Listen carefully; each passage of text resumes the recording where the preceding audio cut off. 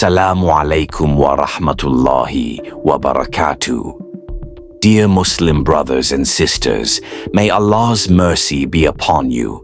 Have you ever heard the story of a giant being who was said to have lived for thousands of years, witnessed the great flood during the time of Prophet Nuh, Noah, and eventually came face to face with Prophet Musa, Moses? His name, Auj bin Unuq. Some describe him as being able to scoop up the sea with his bare hand and walk across mountains as if they were mere stones. But was he real or just an ancient legend? Let's explore the story together.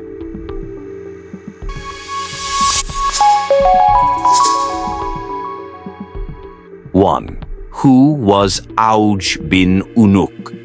In several ancient stories, the name of a remarkable being is mentioned, Auj bin Unuq, a figure known not only for his immense strength, but also for his age and size, which defy all logic.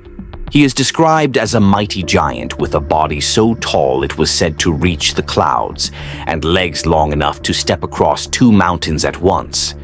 Some tales even claim that Auj could drink from the sea using only his bare hands. He could stride across entire valleys, and with just the sound of his voice, people would flee in fear.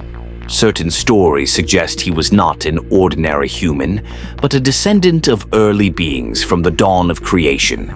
Some say he was from the lineage of Prophet Adam's children, while others believe he was born from a union between humans and jinn, though all of these are Israiliyyat, ancient traditions from non-Islamic sources, not supported by any authentic Islamic evidence.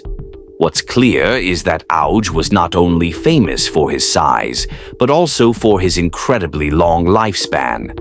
It is said that he lived from the time of Prophet Nuh, Noah, alayhi salam, and was still alive when Prophet Musa, Moses, led the children of Israel.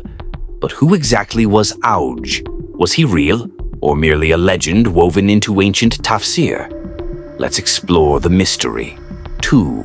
His story in the time of Prophet Nuh. In an age when the earth was still young and mankind had not yet spread across the lands, there lived an extraordinary being, Auj bin Unuq, a towering figure with a fierce face and a strength unmatched by any creature of his time. It is said that Auj was not of ordinary human lineage. He was one of the last remnants of a race of giant beings, those who lived among humans but had lifespans and bodies far beyond comprehension. As people began to cause corruption on earth, and Allah sent Prophet Nuh, Noah, alayhi salam, to warn his people, Auj was already there. He witnessed Nuh's call to faith, which was rejected by most of his people.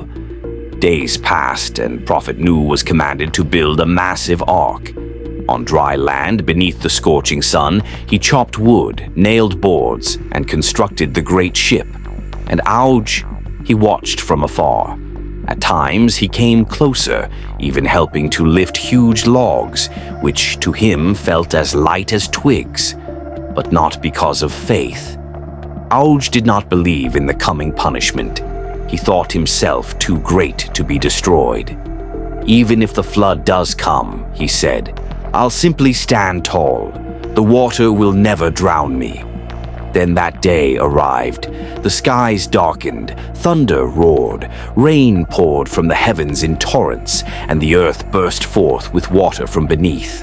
The water rose slowly, then quickly, then surged, swallowing homes, trees, even mountains. But Auj still stood. The water only reached his chest. He walked through the flood, gazing at Nuh's ark in the distance, watching as the last of humanity boarded and the door shut tight. Meanwhile, Auj scooped fish straight from the ocean's surface and drank the rain as it fell from the sky. He wandered across the flooded lands as if nothing had happened. While the world was drowning in destruction, Auj survived. He was not on the ark, but he lived in his own way. It is said that when the waters finally receded and the earth was repopulated by the descendants of Prophet Nuh, Auj still roamed the land, a silent giant who witnessed the birth of a new generation of mankind. He lived through an age of ruin and kept walking into the next era, until at last he came face to face with Prophet Musa, Moses. 3. His story in the time of Prophet Musa. Thousands of years passed. Humanity once again spread across the earth.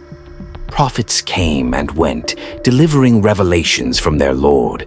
But through the ever-flowing course of history, one figure remained alive, Auj bin Unuq. At that time, Prophet Musa, Moses, alayhi salam, had been sent to the children of Israel.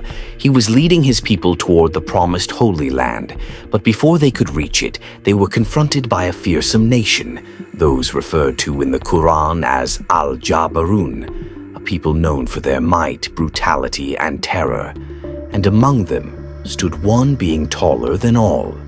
Aujourd'hui, the creature who had once witnessed the great flood of Prophet Nuh, now stood before Prophet Musa and his people.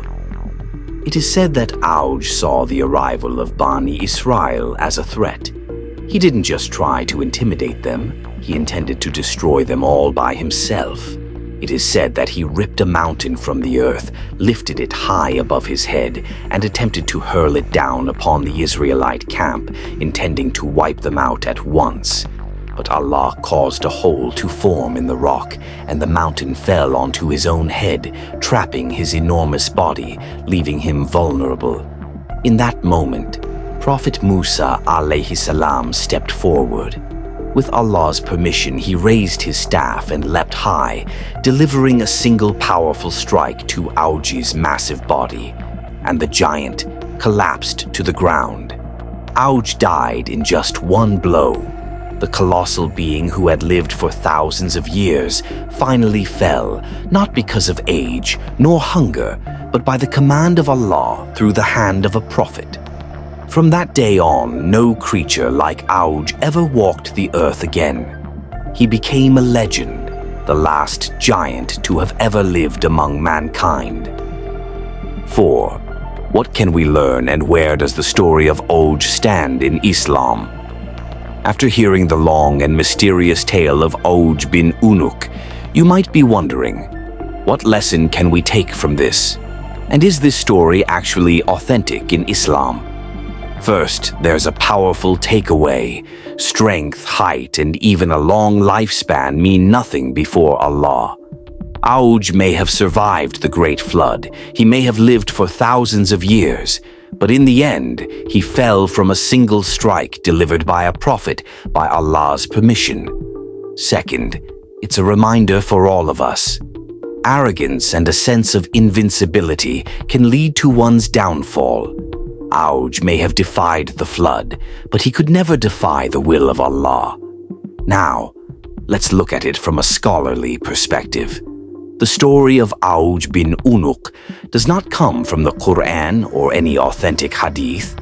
It's found in classical books of Tafsir, Quranic commentary, and is part of what scholars call Israiliyyat, narratives passed down from Jewish and Christian traditions that entered early Islamic literature. Islamic scholars permit the telling of such stories, as long as they don't contradict Islamic teachings, and as long as we don't accept them as absolute truth. So yes, we can reflect on the story and draw lessons from it, but we don't take it as a foundation of faith or belief. The bottom line, this story is not meant to be believed blindly, but to be taken as a reflection, a reminder that no creature is greater than Allah's command. And dear Muslim friends, this is very important to remember.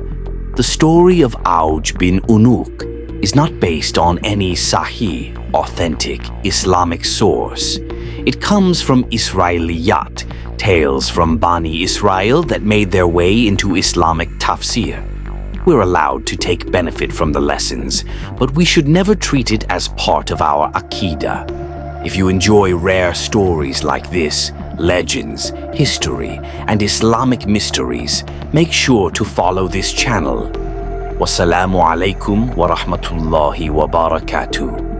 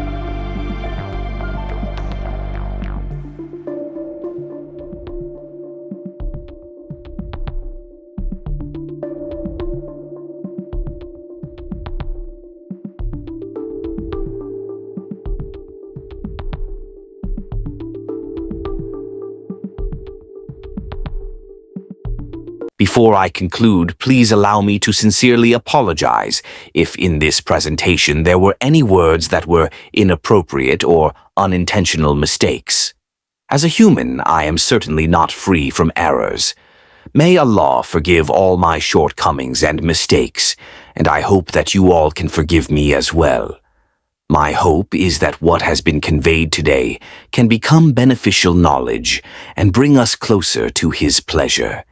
Thank you for your attention and patience.